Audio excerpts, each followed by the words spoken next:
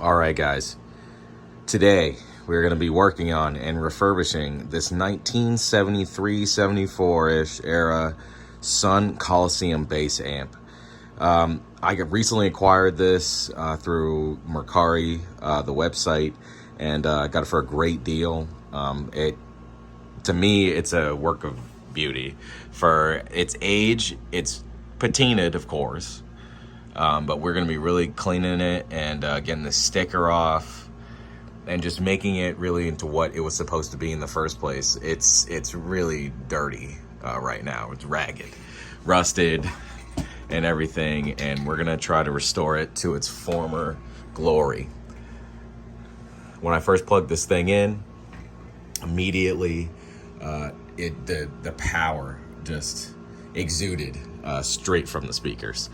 I used my 1974 Gibson Ripper, and it just screams. So we're gonna really take our time on restoring this thing. I'm gonna try to paint it, take all the metal components, put everything in a CLR bath, really get all the rust or any kind of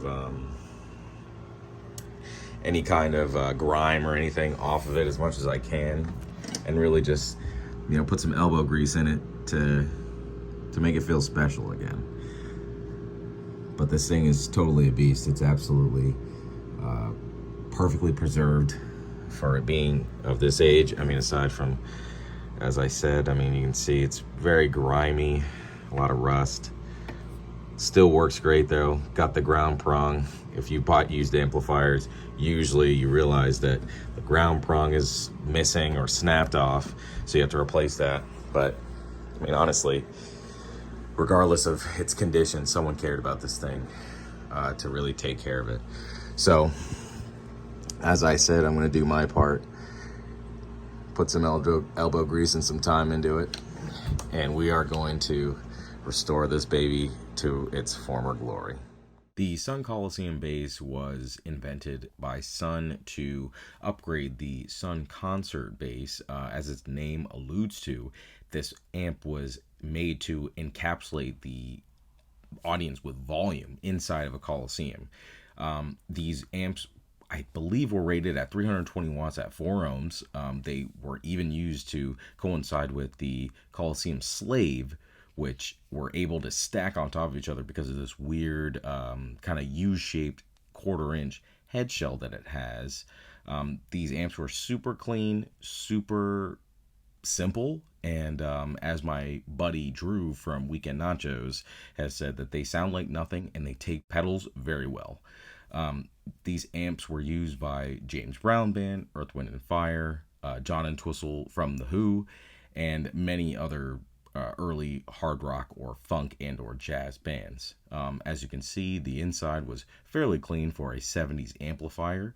At the time, I thought it was like one of the dirtiest amps I had worked on, but it was really just kind of patina, to be honest. This amp was very taken care of, it seemed like, and the owner probably used it fairly sparingly. So there wasn't much dirt and dust to cut through. But either way, it was a pretty quick clean. Definitely the hardest part was taking that sticker off and restoring the amplifier to somewhat of a cleaner state than it was received in.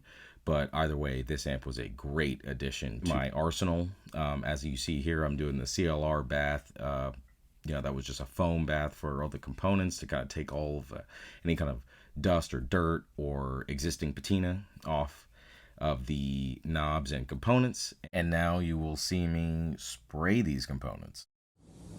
All right, so this is the hardware after its CLR bath. Still obviously very oxidized, very corroded, very rusted. So we got this stream lacquer here to clean these up, make them all look uniform and nice. All right, so definitely use extreme caution and make sure everything is secured inside the amplifier. But the best way to take any dirt or any kind of random items that are inside of the chassis is just blow it with a leaf blower. All right, this is the final product for the hardware. The enclosure is over here. Nice glossy black color. All right. Those are the screws for the chassis. We're gonna button everything up right now. After a nice cleaning and a good once over with deoxit, this amp was ready to go. Absolutely clean, almost spotless, but definitely just ready to destroy.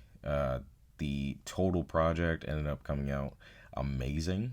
This amp served me very well. I ended up selling it later on after about a year of using it with my band Thrall, but definitely a workhorse amplifier and absolutely a recommendation for any bass player.